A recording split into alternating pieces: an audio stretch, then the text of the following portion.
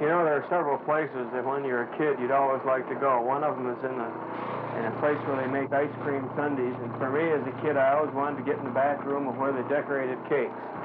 Well, I guess I'm just a kid at heart because I finally have made it, and we're in the operational center of Alsups Cake Shop, and we're with Larry Todaro, who is creating another masterpiece over here, and we're very glad to have an opportunity to get in and talk with him. And Larry, we're going to talk over your shoulder while you work, and as you're going along there, you might give us an idea of, you know, how did you get involved in the cake and the baking business?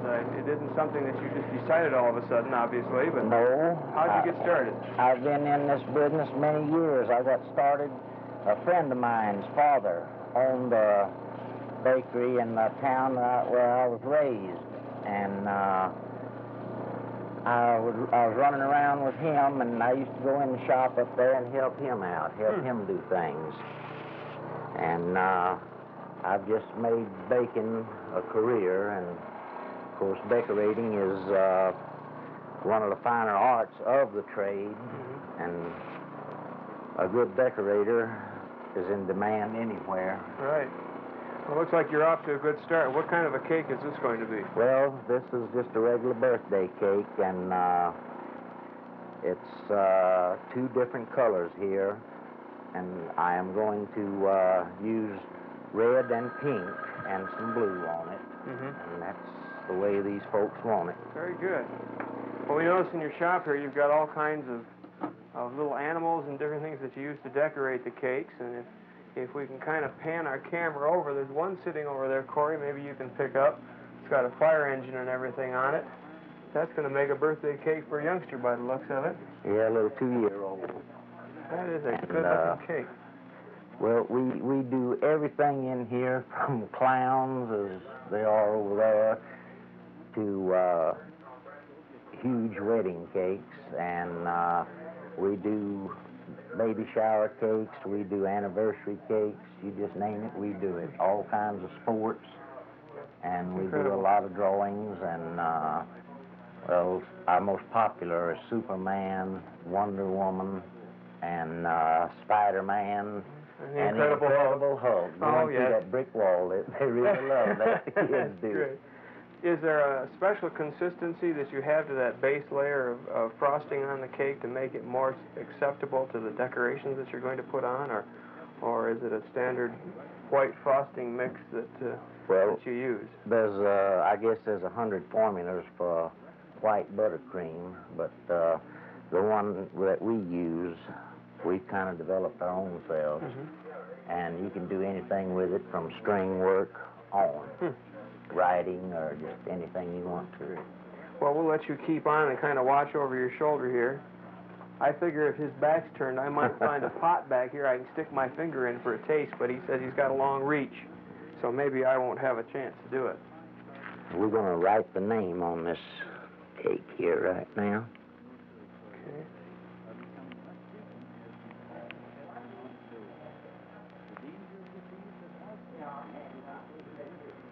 That was the one mistake I made once when I tried decorating a cake. That was spelling. Oh. Spelling is not hard. Anybody can spell birthday. You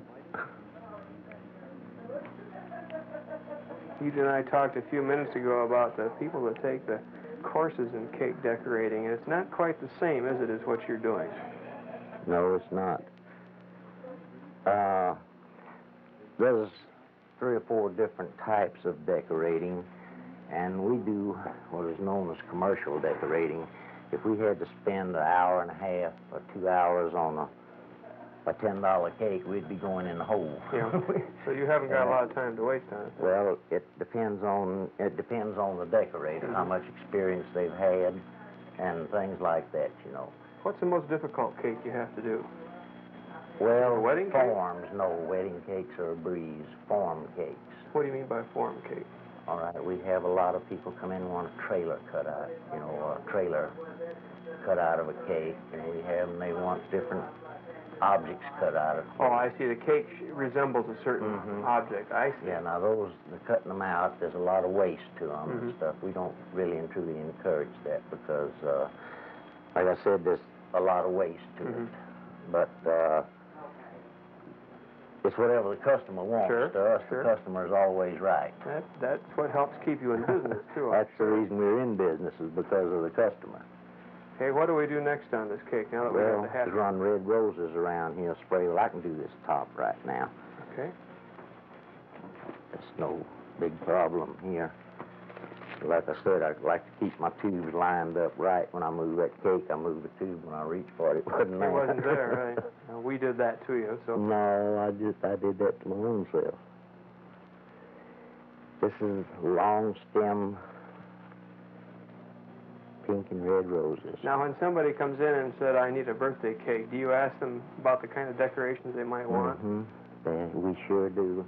Most of the time, they'll say, well, we'll leave it up to you. And when they do, then if it's our idea, we try to give them something that's real nice. Like, we try that anyhow. But when we commit ourselves, well, we try to give it just a little bit more, you know, when now, it's you're your not going own to make idea. that rose on the cake. You make it I make it on a rose nail. Uh-huh. And, of course, you'll notice I'm left-handed. Yeah. Everybody in the world used to be left-handed at one time. They did. Also. I'm not going to touch that one either. I get in trouble when I get in arguments about that and politics and a few other things, so I just kind of sit here quietly and watch I don't you know work. nothing about politics, but I know a little something about decorating. Well, I sometimes wonder if many people do know much about politics. Well, you see, there I go getting us into trouble again. Well, you know, everyone has their little quims and quams, and it's to what everybody's liking. Now, will this icing kind of firm up? Does it get kind of a hard surface on it to keep it from running? No, it won't run. It'll just have a little kind of a light crust over it is all it'll have. Uh-huh. And on our models, we usually do them in royal icing, which is something just almost like plaster Paris, you know. Now, 2 weeks ago, our show took us down to Betty K. Flowers, and one of the things we had them do down there for us is basically what you're doing now is creating something. One thing there it was with live flowers, and it was like this. It's very interesting to watch where you start and where you go from, because oftentimes, to somebody that doesn't know the business, you're doing it differently maybe than we thought you would do it. So. Well, the main thing is to give the people what they want. That's the main thing. And to have, in this cake business, you've got to have two things. You've got to have a beautiful cake, and you've got to have a good eating cake. Yeah. The product has to taste as nice as it looks. Right, that's very true. And if you don't have that, well, you're spinning your wheels in this business. Mm-hmm.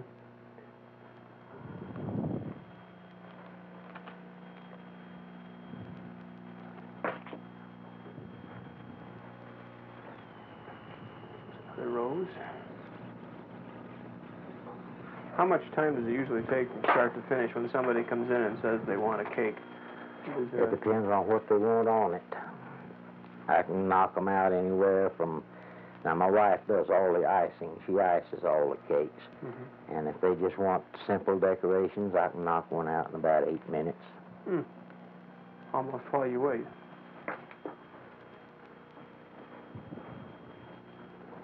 Well, now, there's your spray of roses. Like all they like now is the leaves on them. Sure, it's pretty. Spray of red roses. You know, you people that might be watching down at Betty K. Flowers, you check these roses out with yours, and I bet it'd be kind of hard to tell them apart. It sure is pretty. All right, now, they wanted pink on this cake. We've got the red on now, so now we'll give them the pink. And how I do this is just like that. I'll get my small pink bud tube, and we'll give them some pink buds around these.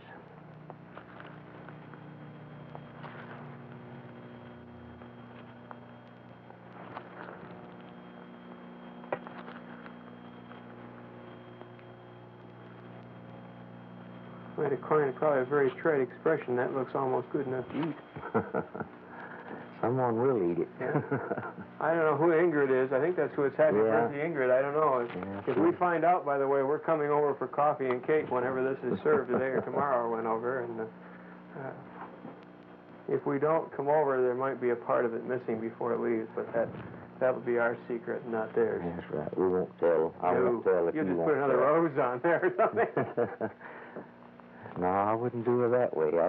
I'd fix the cake. Now, there's the top of the cake completed. Mm-hmm. Now, I'll run a top border on it, then I'll start on another one and let you see how we do a flat cake, Okay. sheet cake. We call this a twist border. You get real nervous to start off with, and then you pull. Yeah, and you make it look so easy that And I've done it you've a day had a couple or two. days practice, haven't Yeah, I've done it a day or two. you?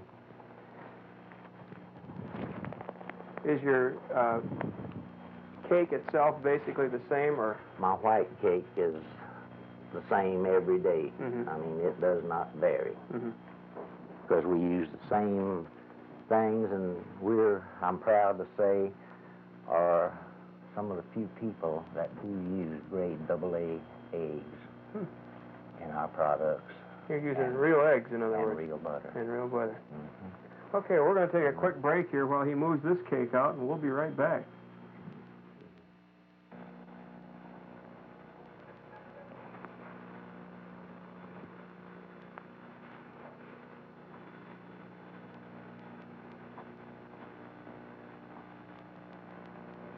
That spray that you put on the cake when you first start, is that a vegetable mixture as well? It's a vegetable coloring, and it's in the liquid form. It's like the old paste used to be, but it's in a liquid form, and we use distilled water with it. I'm putting the little rose buds here on this cake. It's the way you work your colors in that helps the looks of your cake so much, you know. You've almost got to be a part-time artist to create some of these things. You don't get your color.